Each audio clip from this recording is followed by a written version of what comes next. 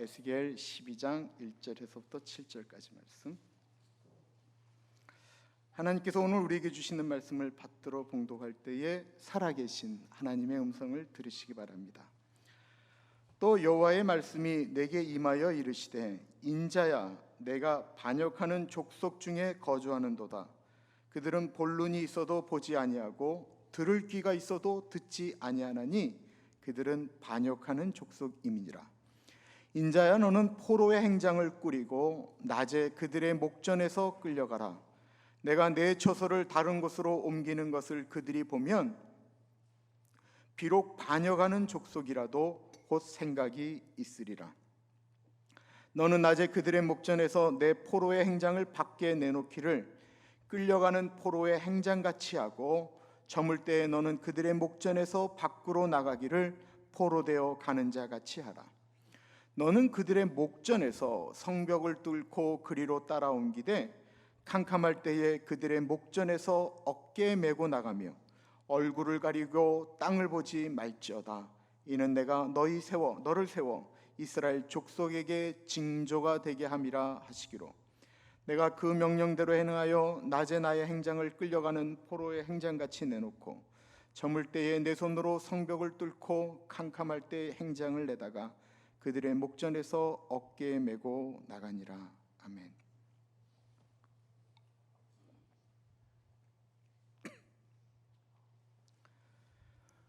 리 스트로벨이라고 하는 분이 쓴 책 중에 특정 믿음 사건이라고 있습니다. 기독교의 의문나는 것을 변증학적으로 증명을 하고 있는 책입니다. 이 리 스트로벨이라고 하는 분은 유명한 특종을 캐는 기자였습니다. 그런 날카로운 사람이 예수님을 만난 후 본인이 예수님을 믿기 전 의문났던 부분들을 유명한 신학자들을 찾아가서 질문한 내용들입니다. 첫 번째가, 왜 사랑의 하나님이 이 땅 가운데 악과 고난을 허락하시는가라고 하는 우리도 일상적으로 갖는 고민을 질문하였습니다. 왜 예수만이 유일한 길이다라고 이야기하는가? 다른 종교에는 구원이 없는가? 라는 질문도 던졌습니다. 그리고 여섯 번째 질문이, 왜 우리에게 영원한 지옥이 필요한가? 라고 하는 질문이었습니다. 이 질문의 모든 핵심은 성경을 인정하지 않는 사람들에 의해서 만들어진 문제들입니다. 요즘 성경에 있는 말씀을 진리로 인정하지 않는, 거부하는 그리스도인들이 늘고 있습니다. 대표적인 것이 바로 지옥에 대한 이야기입니다. 요즘 많은 신학자들은 지옥이 없다라고 말을 합니다. 이 같은 근거로 말하는 것이 있습니다. 그것은 하나님은 사랑이시기 때문이다라는 것입니다. 사랑의 하나님이 어찌 지옥을 만들어서 사람들로 영원토록 고통하게 만드냐라고 하는 것입니다. 그리고 이 말에 많은 사람들이 공감을 하였습니다. 그런데 지옥이 없다면, 그렇다고 한다면 사람은 다 죽어서 천국에 가는 것일까요? 이 말에 지옥이 없다고 한다면 그렇다라고 말을 해야 됩니다. 그런데 문제는 성경에 오직 예수 외에는 천국에 갈 수 없다라고 말한다라는 것입니다. 지옥은 없는데 예수를 안 믿으면 천국에 갈 수 없다. 그럼 그런 사람들은 어디로 가느냐라고 하는 것입니다. 그래서 성경을 안 믿는 신학자들이 이런 모순을 극복하기 위해서, 그러므로 다른 종교에도 구원이 있다라고 말을 하는 것입니다. 하나님은 모든 사람들이 무엇을 믿든지 구원받기를 원하신다라는 것입니다. 여기에 함정이 있습니다. 지옥이 있는지 없는지 우리는 사실 죽어봐야 합니다. 다만 사람들은 본인들이 원하는 것만을 듣기를 원한다라는 것입니다. 사람들은 지옥이 없기를 원하는 것입니다. 지옥이 있습니다, 심판이 있습니다, 죽음이 있습니다 라고 하는 말보다는 하나님은 우리가 어떻게 살든지 우리를 모두 천국으로 인도할 것입니다 라고 하는 말을 더 좋아한다라는 것입니다. 아니 그렇게 믿고 싶은 것입니다. 얼마 전 이쪽 대형교회 미국 목사님의 사모님이 자살해도 천국 간다라고 말을 했습니다. 이 말씀을 하신 그 사모님의 마음을 10분 이해합니다. 왜냐하면 그분의 아들이 자살하였기 때문입니다. 그러나 그렇게 영향력 있는 분이 그런 식으로 말을 하면 이 땅에 그렇지 않아도 죽고 싶어하는 사람들이, 특별히 그 목사님의 말씀을 신뢰하는 그리스도인들이 얼마나 많이 자살하고 싶은 충동을 느끼겠습니까? 만약에 자살을 해도 천국에 간다라고 말할 때 그 이유는 하나님은 사랑의 하나님이시기 때문이다라고 말한다면, 그 사랑의 하나님이 자살한 사람을 가슴에 평생 품고 살아가는 그 가족의 아픔을, 고통하며 힘들어하는 사람들의 마음은 왜 어찌 헤아리지 않느냐라는 것입니다. 정말로 사랑의 하나님이 자살하기를 원하실까요? 아닙니다. 그거 사단이 주는 마음입니다.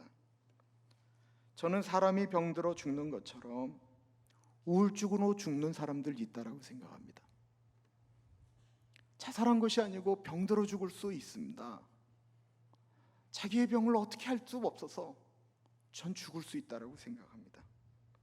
그런데 그런 것이 아닌 스스로 목숨을 끊었는데도 천국에 간다, 어찌 그렇게 함부로 말할 수 있겠습니까? 그러나 사람들은 엄밀한 의미에서 그 말을 더 듣고 싶어 하는 것입니다. 그리고 이건 인류의 역사에 원하는 말만 듣는다라고 하는 것은 변치 않는 사실입니다. 에스겔서를 이해하시려면 그 시대를 바로 이해하셔야 합니다. 에스겔은 바빌론의 포로로 끌려가 있습니다. 아직 조국은 멸망하지 않았습니다. 그렇기 때문에 포로로 끌려온 사람들은 자신들이 다시 조국으로 가는 것을 꿈꾸고 있었습니다. 바벨론으로부터의 독립, 그리고 포로된 본인들은 마치 자신들의 조상들이 이집트를 나와서 가나안으로 들어갔던 것처럼 이스라엘로 들어가는 꿈을 꾸고 있었습니다. 그러다 보니 그들이 원하는 설교는 회복을 꿈꾸는 설교였습니다. 반대로 이스라엘은 망할 것입니다, 우리는 절대로 고향으로 바로 돌아갈 수 없습니다 라고 말하는 선지자들의 말에는 늘 멸시와 핍박이 따랐습니다. 저들은 가짜다라는 말도 들어야만 했습니다. 에스겔은 나라가 망한다라고 계속해서 이야기했던 선지자입니다. 바꾸어 말하면 지옥은 있습니다, 천국이 있습니다, 예수님께로 돌아가야 합니다, 예수님이 유일한 소망이십니다 라고 말했던 인기 없는 설교자였습니다. 그의 이야기는 희망을 꿈꾸는, 조국으로 돌아가는 것을 꿈꾸는 이스라엘 사람들에게 공허하고 분통 터지는 설교였습니다. 그래서 그를 외면하였습니다. 그러나 그의 이야기는 사실이었습니다. 그 사실을 받아들여야만 그들은 회개할 수 있었습니다. 그러나 그들은 오로지 희망의 이야기만 듣기를 원했습니다. 1절과 2절을 보십시오. 또 여호와의 말씀이 내게 임하여 이르시되, 인자야 내가 반역하는 족속 중에 거주하는도다. 그들은 볼 눈이 있어도 보지 아니하고 들을 귀가 있어도 듣지 아니하나니 그들은 반역하는 족속임이라. 그들은 눈으로 자신의 민족이 저지른 죄를 보면서도, 자신들의 죄악을 보면서도 우리는 죄가 없다라고 이야기했습니다. 귀가 있어도 자신들이 원하는 것만 들으려고 하고 듣기 싫은 소리는 듣지 않으려고 했던 것입니다. 하나님은 사람들이 지옥에 오는 것을 원치 않으십니다. 그렇다면 사람들이 지옥을 가기 위해서 행동하는 것일까요? 그것이 아닙니다. 사람들은 천국으로 가는 길을 가지 않는 것뿐입니다. 의도적으로 천국으로 가는 길을 가려고 하지 않는 것입니다. 그렇게 살면 위험합니다, 그렇게 하면 망합니다, 아무리 이야기해도 그 길로 가지 않으면서 왜 사랑의 하나님이 지옥을 만들었느냐라고 항변하는 것입니다. 하나님은 우리에게 천국으로 가는 길을 개척하라고 말씀하지 않으십니다.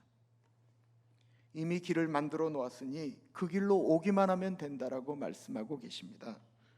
그런데 그 길이 아닌 자신들이 원한 길로 가면서 왜 하나님이 우리를 멸망시키려고 하는가 사람들은 말하고 있는 것입니다. 바벨론 포로들이 그랬습니다. 그래서 하나님은 에스겔에게 말해도 안 듣고 아예 무시하자 그들이 멸망할 것이라는 것을 무언으로 보여주라고 말씀하고 있습니다.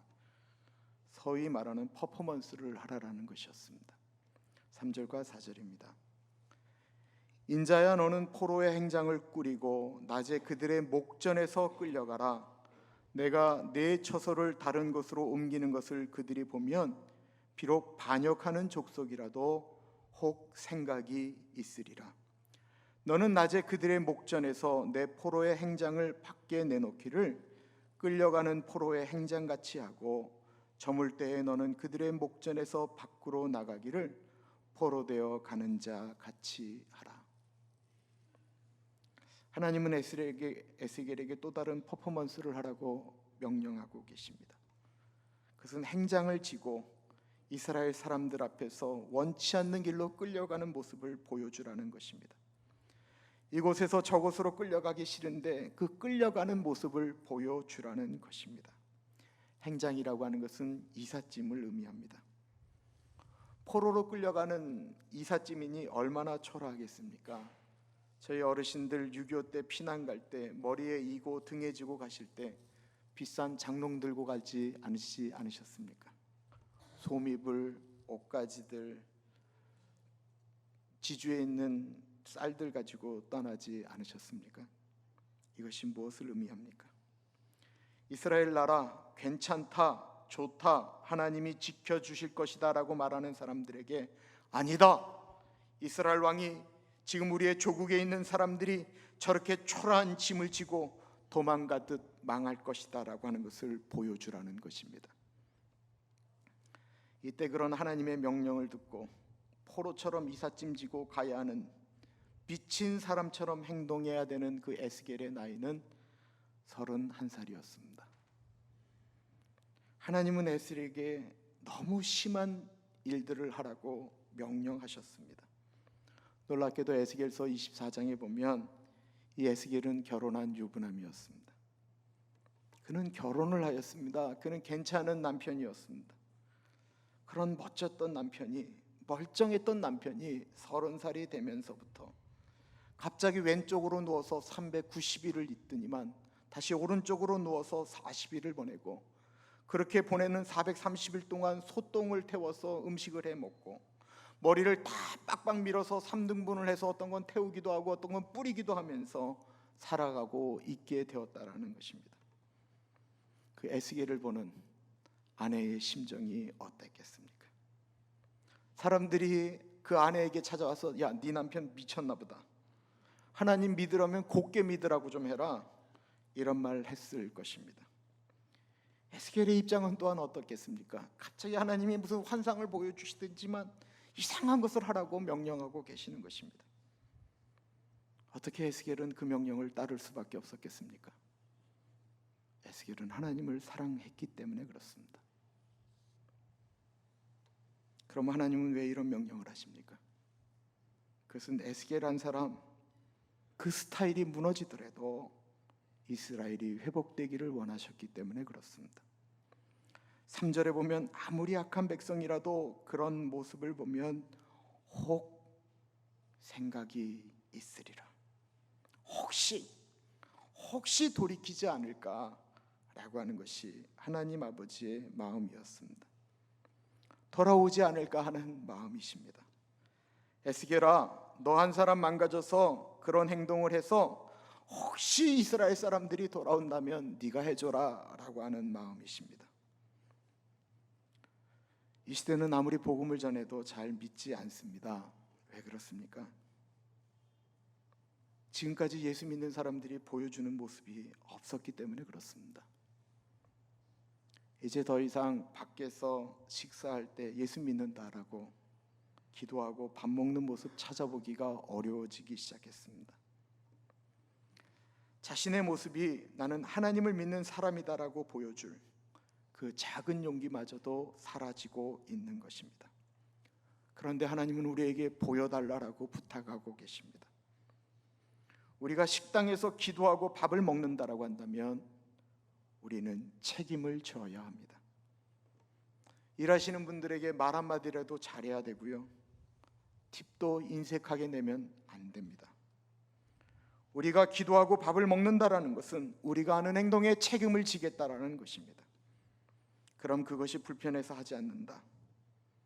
그렇다고 한다면 그것은 우리의 행동이 부끄러운 것이 아니고 우리가 믿는 하나님이 부끄러운 것입니다. 우리가 하나님을 부끄러워하면 하나님도 우리를 부끄러워하실 것입니다. 예수님은 살아계십니다. 하나님이 살아계십니다 라는 것이 정말로 사실이라면 그것을 다른 사람들에게 보여주어야 합니다. 어떤 퍼포먼스라도 하면서 말입니다. 이 시대에 그런 퍼포먼스 어떤 것이 있을까요? 어떤 분은 다른 분을 위해서 복음을 전하는 일을 감당합니다. 선교지를 나가서 외치기도 하고요, 바르게 살아가기도 하고요, 구제하는 삶을 삽니다. 모두 훌륭한 퍼포먼스입니다. 우리가 하는 것 중에 아까 광고 드렸던 것처럼 마틴 초등학교를 위한 야드 세일이 있습니다. 저희가 1년 동안 모아드리는 돈으로 그분들은 거기에 있는 학생들, 돈 없는 아이들 과학 캠프를 보냅니다. 그 아이들의 숫자가 점점 늘어나고 있습니다. 저희가 마틴 초등학교를 위한 야드 세일을 한 지가 벌써 4년째, 횟수로 8번째 되어집니다. 첫해 아주 의욕적으로 2번을 하자, 3번째를 하자고 하실 때 교인들이 하셨던 말씀은 더 이상 집에 팔 물건이 없다라는 말씀이었습니다. 그렇게 말씀하셨는데 벌써 8번째 하고 있습니다. 이제는 일로 사갔다가 그거 내놓고 절로 사가고 하는 팔 물건이 없다고 하는데 우리는 여전히 5,000불에서 6,000불을 넘는 돈을 지금 만들고 있습니다. 죄송한 얘기지만 요즘 사람들 교회 잘 믿지 않습니다. 예수 믿는 사람들 잘 믿지 않습니다. 교회에서 예수 외에는 구원이 없다라고 하는데 세상 사람들은 정말로 예수 외에 구원이 없는지, 그 예수님이 원하는 삶을 너희들에게, 우리에게 보여달라고 말씀하고 있는 것입니다. 예수가 정말로 사랑이라면 예수 믿는 사람들에게 사랑의 모습을 보여달라는 것입니다. 예수 안에서는 예수 믿는 것 같은데 밖에 나가서는 전혀 보여주지 못하는 삶을 살아가고 있으니 이제는 제발 보여달라는 것입니다. 추수감사절 헌금에 대해서 말씀을 드렸습니다.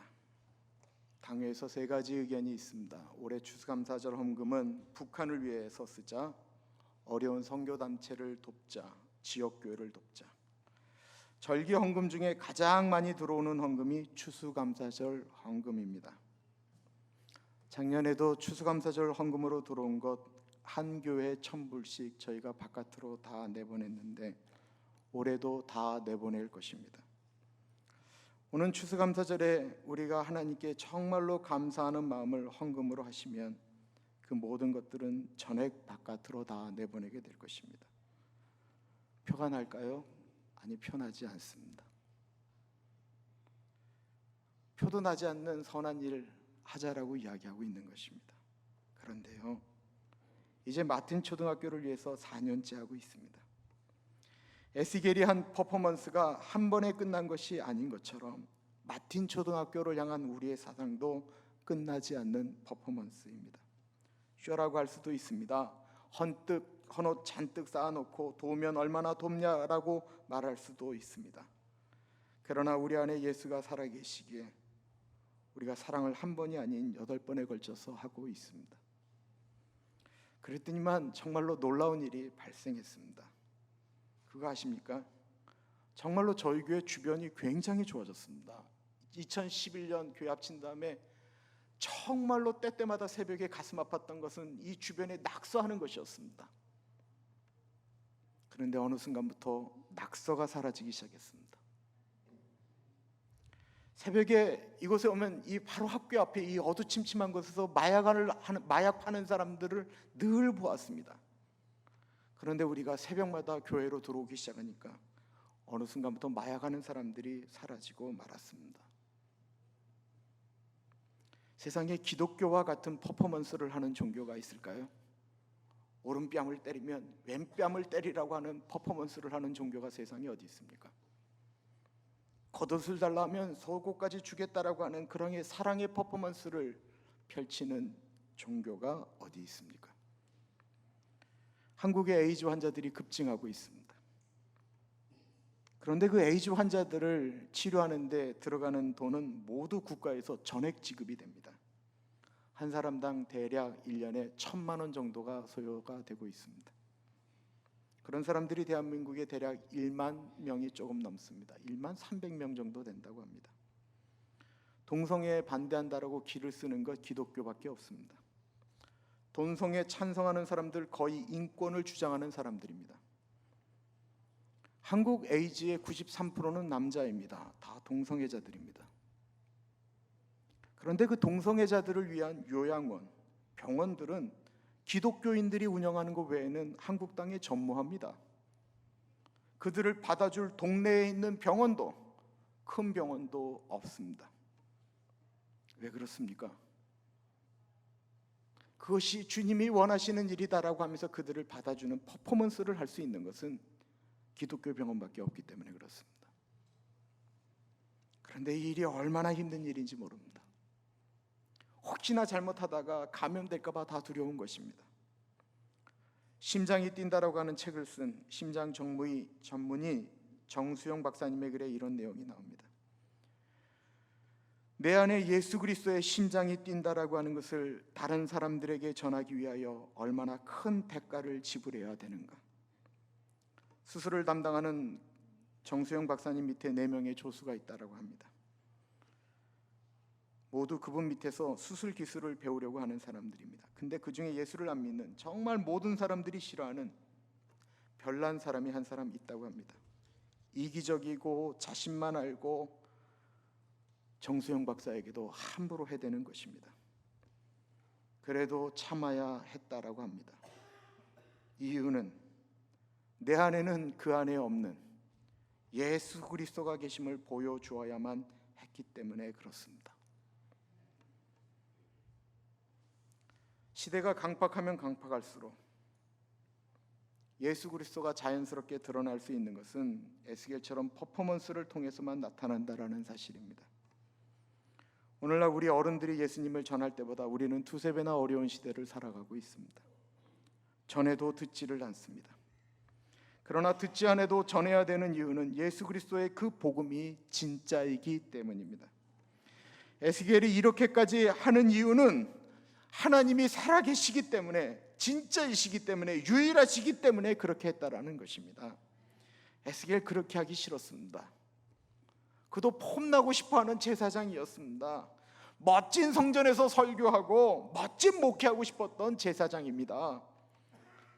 그러나 그런 퍼포먼스를 할 수밖에 없었던 이유는 그렇게 명령하신 분이 살아계신 하나님이시기 때문입니다. 오늘날 우리는 예수 믿기가 정말 어려운 시대를 살고 있습니다. 아니요, 그렇지 않습니다.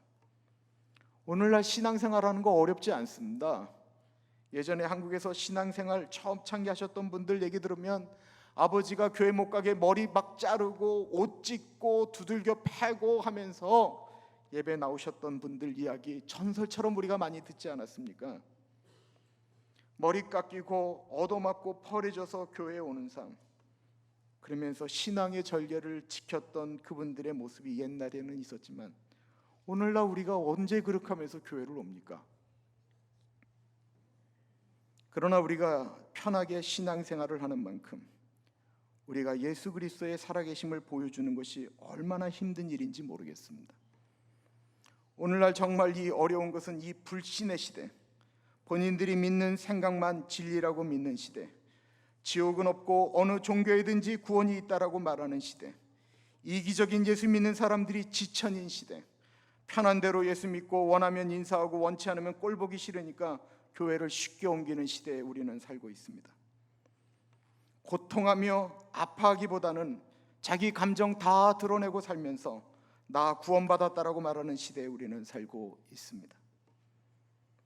교회가 남을 도와야 된다라고 말은 쉽게 하면서 본인은 결코 헌신하지 않는 말만 하는 그리스도인들이 넘치는 시대에 우리는 살고 있습니다. 그래서 오늘날 제일 힘든 것은 우리가 교회를 다니는 것이 힘든 것이 아니고 우리가 믿는 예수 그리스도께서 살아있다라고 하는 것을 보여주려면 너무너무 힘들다라는 것입니다. 너무나도 힘듭니다.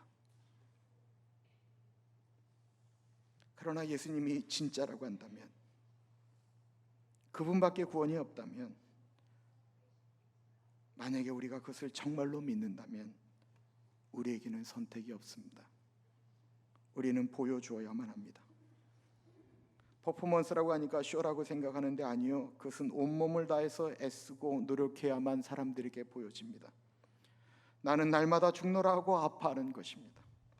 기도하는 분은 아실 것입니다. 기도하는 것이 얼마나 힘들고 고통스러운 노동인지 말입니다. 그러나 기도하는 것을 보여주어야만 합니다. 자녀들에게 내가 이런 문제 때문에 고통하며 너를 위해서 기도한다라는 사실을 보여주어야만 합니다. 국가에서 중요한 투표할 때 꼭 해야 됩니다. 저런 사람이 지도자가 되면 나라가 망한다 생각되어지면 꼭 투표해야 됩니다. 저런 사람이 되면 정말로 국가가 좋아지겠다, 꼭 투표해야 됩니다. 이런 법을 만들면 나라가 망하겠다, 꼭 반대 서명해야 됩니다. 그러지 않으면 이 땅은 소망이 없기 때문에 그렇습니다. 에스겔이 행했던 일들을 생각해 보십시오. 꼭 그렇게 해야 됐는가? 꼭 그렇게 해야만 했습니다. 예수님 갑자기 그냥 딱 내려오셔서 십자가에 달리고 하루 고통하시고 그냥 아파하시다가 부활하시면 그러면서 우리 죄 용서하셨다라고 하면 되지. 그런데 예수님 그렇게 안 하셨습니다. 예수님 죽을 만큼 채찍질에 맞으셨고요, 얼굴이 형체를 모를 정도로 주먹에 얻어 터지셨습니다. 수치를 당하셨고 옆구리에 창에 찔리셨고 십자가를 지고 골고다를 올라가시다가 넘어지고 자빠지고 고통하셨습니다. 십자가에서 얼마나 고통스러운지, 나의 하나님 어찌하여 나를 버리셨습니까? 울부짖으셨습니다.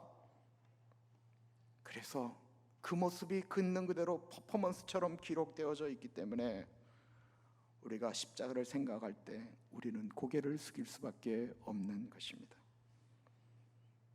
예수님은 십자가 지시기까지 최후의 만찬을 제자들에게 보이셨고 세족식을 하셨고 겟세마네 동산에서 울부짖고 소리 지르고 아파하고 매맞고 배반당하는 것을 다 행하셨습니다.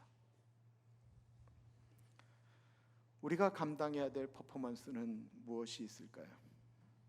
무엇을 하실 수가 있으십니까? 식사 시간에 꼭 기도하십시오. 성경책 숨겨놓지 마십시오. 그리고 기도하고 식사하셨으면 그 식사의 대가를 지불하십시오. 퍼포먼스는 쇼가 아닙니다. 내 삶에 예수 그리스도를 나타내기 위한 우리 삶의 헌신입니다. 주님께서 주시는 그 퍼포먼스를 감당하는 우리 모두가 되시기를 기도드립니다. 기도합니다. 참으로 존귀하신 하나님 아버지, 하나님 우리들에게 예수 그리스도의 흔적을 우리의 가슴에 있는 것이 아니고 그것이 우리의 삶 가운데 드러나는 우리들이 되어질 수 있도록 하나님 아버지 인도하여 주옵소서. 존귀하신 예수님 이름으로 기도드립니다. 아멘.